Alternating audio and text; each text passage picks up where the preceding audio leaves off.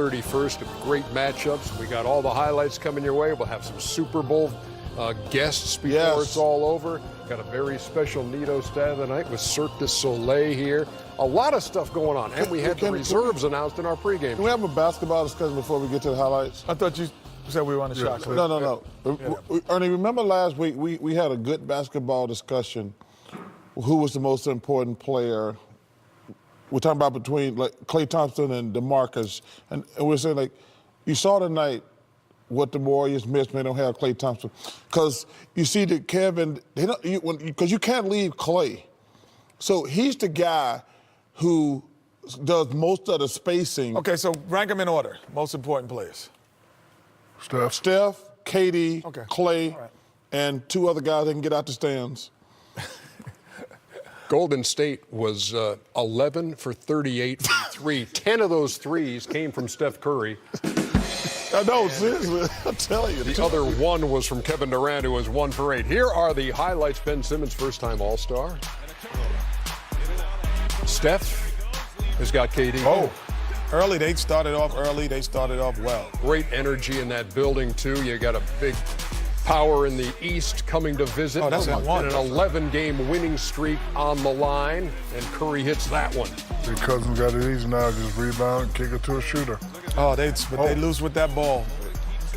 They are loose with it because there's nothing you can do. I don't mind 2-on-1 fast breaks, but 3-on-0s. You're not going to ever win that. You're never going to win that one. Go get that. Oh, look at that play by Landry Shannon. Okay, Landry. Now you're trying to get some minutes. Oh, And then come down and knock back. Knock down, bang, bang. Love that sequence. And he makes the free throw, 4-point play, 38-35 Sixers. I like that Philadelphia was not intimidated tonight. They was like, we know you guys are champ, but we have talent too. Played well. I saw Kevon Looney do what Kevon Looney does. Well, that's a good way to get traded. Kicking Steph in the head. Steph? Oh, my goodness. Makes it look effortless. 50-45 Warriors. That's crazy. Look at these. You know, these. Oh! Yeah. You got to get back in transition. Oh, I thought you hurt your back the other day. Okay. You must have used that icy hot, huh, kid? 60-53 Golden State at And the up, half. Embiid.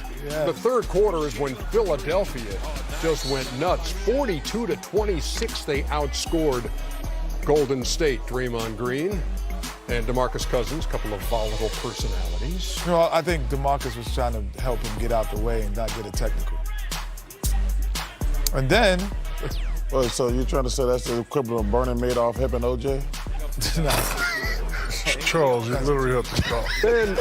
Ben Simmons. Let's stick to this game. What do you say? What the hell are you talking about? Well, they did high five afterwards. Look at Embiid, so big and strong inside. 95-84 Philadelphia. Good pass. Oh, yeah, how about that feed by Simmons? Butler with the and one, made the free throw. 100-89. Golden State coming back. Did he just say somebody kicked him? Oh, you know I love Draymond, but yeah, you can't complain about people kicking him. I'm just Give it to a shooter. Curry had 41, his 20th game this year of at least 30, and his 7th of This is 40. Man, that was tough. Thought he might pull the trigger on that first. Oh, that decisions and errors right here. He made back-to-back errors, like again, right here, again, instead of going up on the right side. Typically, he doesn't make those. He was wide open on the right side. Mike Muscala with the swat. Ernie, I like the fact that when Golden State made their run, Charles was yelling for Brett Brown to call a 10th timeout. He did not. I love that he had confidence in his team for them to just play through it and still won the game. And J.J. Redick delivers there, and it's a 113-104 win for the Sixers over the Warriors, who have their 11-game winning streak snapped. Philadelphia goes to 34-18. Oh, they 11 out of the last 12 then? Golden State 36. If somebody had told you Joel Embiid was going to be 8 for 24 and Jimmy Butler was going to get 7 points and 0 for 6 from 3, you thought there'd be no way the Sixers could win this game. I say, is Klay Thompson playing?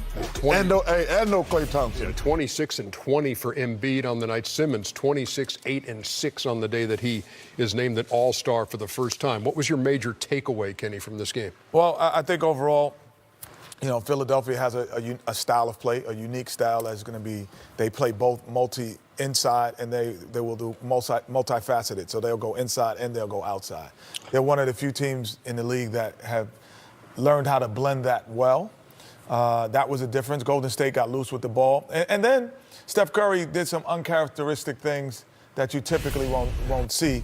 You know, when that ball comes out here for Steph Curry, typically that is a non-hesitatory shot. He's not going to hesitate when the ball pops out. After Durant misses, right here, the tip out, and you get it to him. This is a shot for him. But to take that extra dribble, allow Ben Simmons to affect it, and again, getting on the fast break, these are decisions he never misses. Right here, he has an easy right-hand layup, but Kaiser go on the other side, and then you get the block.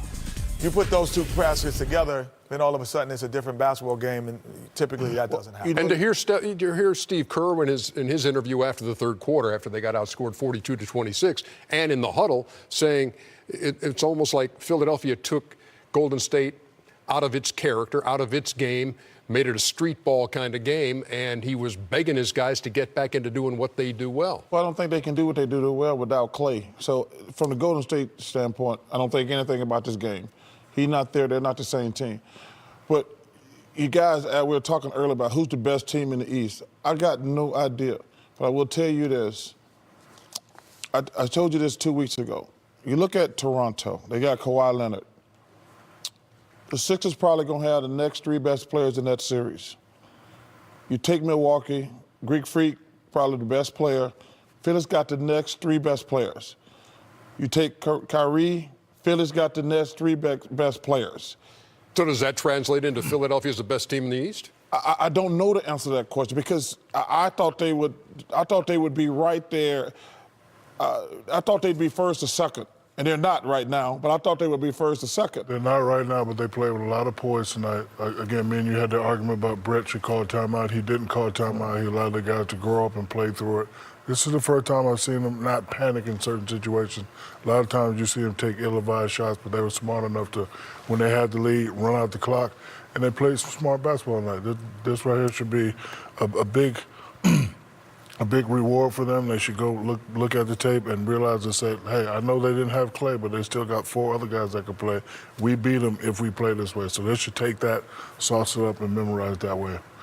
I love the way Joel Embiid plays. I love it when he plays that way inside and Ernie. I mean, because he's so thick through the hips and the butt, and he uses all that and creates space. Man, he's a handful. Ernie, he drives me crazy at times because I get so mad when he goes out there and shoot threes. Like, if he want to shoot a three or two, I got no problem with that. But nobody can handle this guy down low. Nobody can handle this guy. Hey, look at this. Ralph Lawler, he's got Billy Crystal doing color tonight on the Clipper broadcast. And it's the return of LeBron James for the Lakers, and the game is tied at 112, you see, with 35 seconds left. So, Kenny, you go quick one or just play it out? No, you get the best available. You don't have to take a quick one. No, for the quick one. I wouldn't for the quick one. I'm going to get the best available. Oh, my goodness. Is it in a penalty? They are in a penalty. I know Luke didn't call that play. Yeah, I don't know why would you take a quick shot. You're trying to get 2 for 1, but 2 for 1, I always say this. 2 for 1 is great at the end of the first, second, third quarter.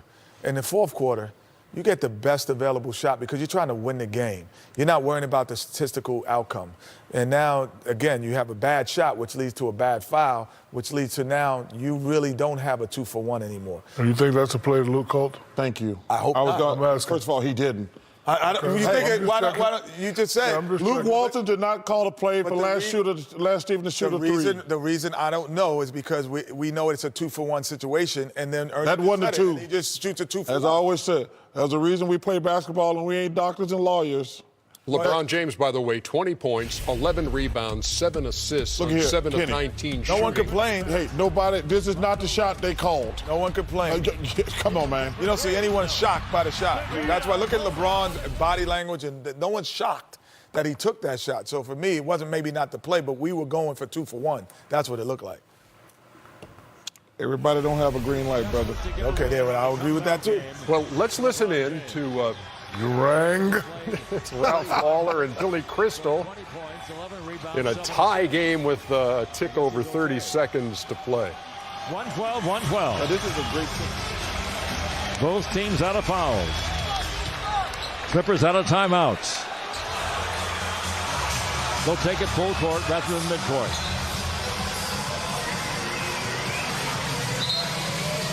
Marjanovic will inbound. Little full court pressure.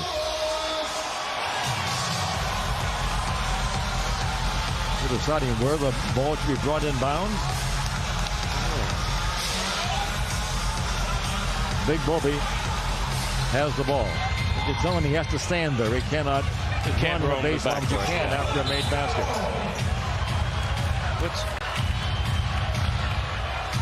Now the shot clock down to 21. The referee's having an awful lot of conferences. Doc's right in the middle of all of it, but not happy.